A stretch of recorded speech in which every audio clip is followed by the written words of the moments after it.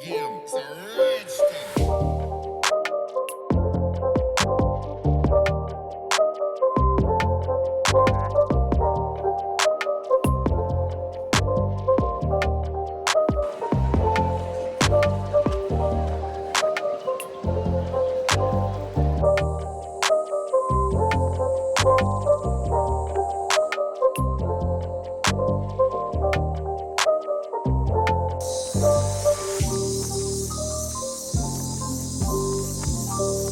नमस्ते दोस्तों, स्वागत है आपका ऋषिकेश के एक खास नए सफ़र में।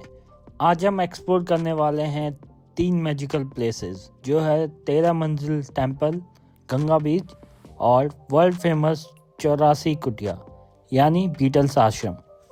तो चले चलते हैं अपने इस सफ़र में।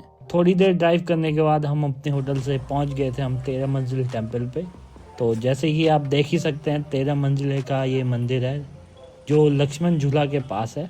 तो सबसे पहले हमने सुबह डिसाइड किया कि यहाँ पे हम जाएंगे। तो अभी हम मंदिर के अंदर तो गए नहीं थे क्योंकि हमें कहीं और भी जाना था, तो हम बगल में ही घाट बना हुआ है वहाँ पे बैठे थे। इसे त्र्यंबकेश्वर टेम्पल भी कहा जाता है। ये मंदिर गंगा के बिल्कुल किनारे हैं और लक्ष्मण झूला ब्रिज के बिल्कुल पास ही है। जैसे कि आप इसके अंदर प्रवेश करते हो एक शांति का एहसास होता है। इस मंदिर की खास बात यह है कि यह 13 मंजिल का है और हर एक फ्लोर पे आपको अलग अलग हिंदू देवताओं का मंदिर मिलता है। तो हम तो यहाँ ज़्यादा देर रुके नहीं, बस साइड पे ही थोड़ा सा फोटोग्राफी करके हम अपनी अगली डेस्टिनेशन जो है गंगा बीच उसकी तरफ को चले गए। तो जैसे कि आप देख ही सकते हैं कि लोग अभी रिवर राफ्टिंग की तरफ को भी जा रहे थे। तो यहाँ पे बहुत तरह की रिवर राफ्टिंग होती है बेस्ड ऑन डिस्टेंस। तो अभी तो हमने कोई प्लान नहीं था हमारा कि रिवर राफ्टिंग करें। मे बी फ्यूचर में हम कभी और आएंगे और रिवर राफ्टिंग करेंगे। ये अगला स्टॉप हमें थोड़ा सा पार्किंग में गाड़ी पार्क करने के बाद और थोड़ा सा पैदल चलने के बाद मिला, जो थोड़ा यूनिक है, जिसे कहते हैं गंगा बीच। जी हाँ, ऋषिकेश में भी एक नेचुरल बीच है जो बिल्कुल वाइट सैंड और क्रिस्टल क्लियर पानी के साथ आपको एक अलग ही वाइब देता है। तो चले चलते गंगा बीच के किनारे।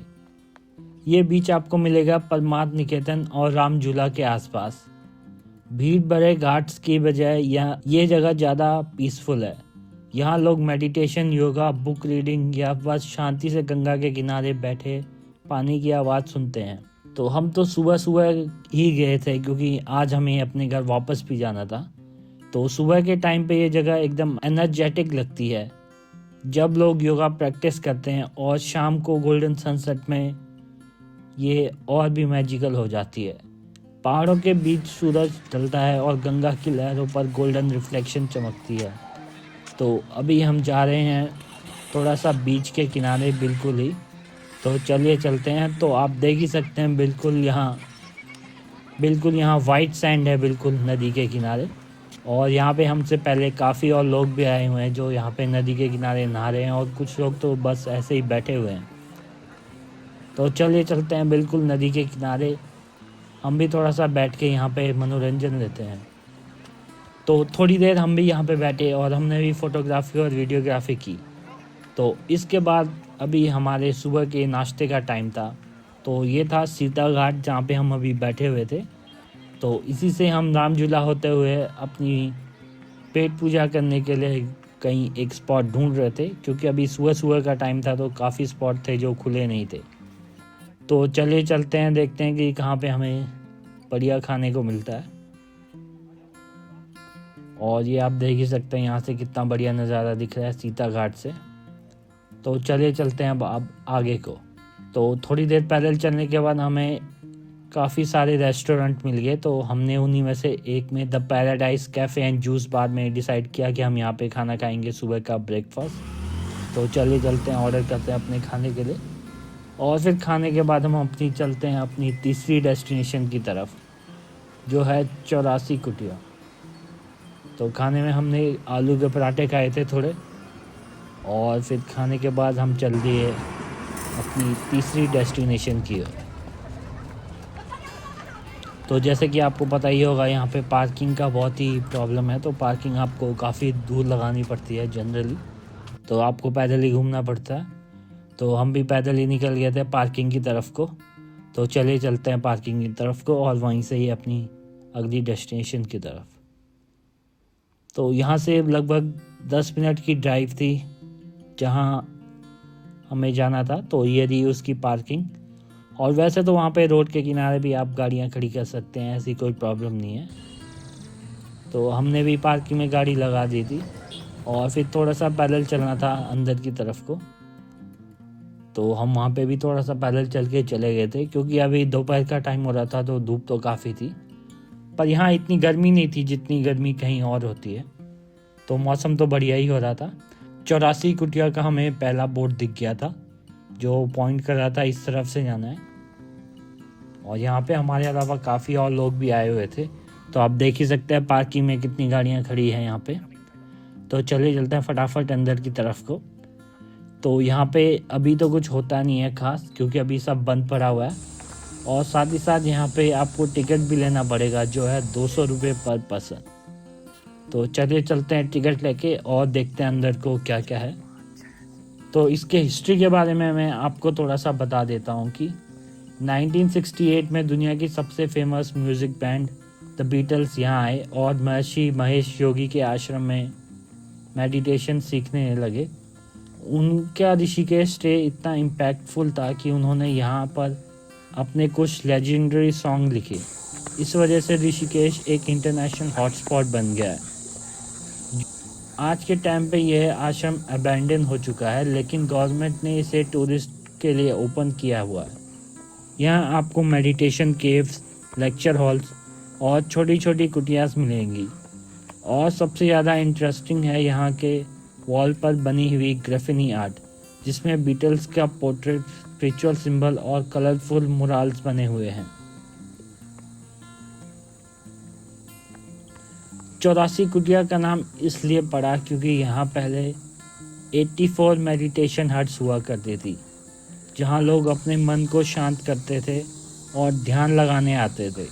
आज भी लोग यहाँ जाकर एक कुटिया में बैठते हैं, आंखें बंद करते हैं और वहीं साइलेंस फील करते हैं जो कभी बीटल्स ने किया था। ये जगह एकदम मिस्टिकल एंड सोलफुल है। तो आप भी अगर कभी ऋषिकेश आएँ तो इस जगह को विज़िट करना ना भूलें। वैसे तो ये काफ़ी बड़ी जगह है, यहाँ पे आपको घूमने के लिए एटलीस्ट 1 घंटा लगेगा। तो हमारे अलावा तो यहाँ पे ज़्यादा लोग थे ही नहीं क्योंकि अभी बहुत गर्मी हो रही थी और दिन का टाइम था। तो आप देख ही सकते हैं कैसे यहाँ पे छोटे छोटे हट्स बने हुए हैं।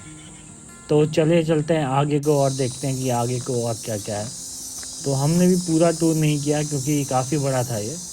तो और थोड़ी सी चढ़ाई भी है इस पे, चढ़ते चढ़ते थोड़ी सी सांस भी फूल जाती है यहाँ पे। तो दोस्तों ये था हमारा ऋषिकेश का एक छोटा सा सफ़र जिसमें हमने देखा 13 मंजिल टेम्पल का दिव्य दर्शन, गंगा बीच की शांति और 84 कुटिया की मिस्टिकल कहानी। तो अब हमारा ऋषिकेश का सफ़र यहीं तक था। ऋषिकेश सिर्फ एक ट्रैवल डेस्टिनेशन नहीं है, ये एक एक्सपीरियंस है जो आपको स्पिरिचुअलिटी, नेचर और हिस्ट्री तीनों का एक परफेक्ट कॉम्बिनेशन देता है। अगर आप भी कभी ऋषिकेश आएँ तो आप भी इन डेस्टिनेशन को विज़िट कर सकते हैं। तो नेक्स्ट टाइम में भी हम कोई और डेस्टिनेशन चूज़ करेंगे ऋषिकेश में। तो अभी तो हमने ये 3 डेस्टिनेशन की है। तो इसी के साथ हमारा टूर ख़त्म होता है देहरादून, मसूरी और ऋषिकेश का। तो कमेंट में करके बताना कि अगली जगह हमें कहाँ जाना चाहिए। तो फाइनली अब दिन का टाइम हो गया था, ऑलमोस्ट 2 से 2:30 बज गए थे। तो अब हमारे लंच का टाइम था, तो हम भी घर की तरफ को निकल ही रहे थे। तो हम रुके यहाँ पे खैरना ढाबा में। तो ढाबे में तो हमने कुछ खाया नहीं क्योंकि हमें इतनी भूख तो लगी नहीं थी। तो हमने यहाँ से स्नैक्स ले लिए कुछ और फिर हम चल दिए अपनी घर की तरफ को। तो यहाँ पे एक बड़ी सी जीप भी रखी है जहाँ पे आप फोटोग्राफी कर सकते हो। तो अभी तो बहुत गर्मी हो रही थी तो इसलिए हमने कुछ किया नहीं। तो फिर हम निकल गए हरिद्वार से अपने घर की तरफ जो है हल्द्वानी में। तो हमें ऑलमोस्ट 5 घंटे लगेंगे ट्रैवल करने में। तो चलिए चलते हैं और देखते हैं कि हम कब तक पहुँचते हैं। तो फाइनली अब हम शाम के टाइम पे ऑलमोस्ट 6:30 बजे अपने घर पहुँच चुके थे। तो वीडियो को देखने के लिए धन्यवाद। तो मिलते हैं अगली वीडियो में। Do like, share and subscribe. Thank you for watching.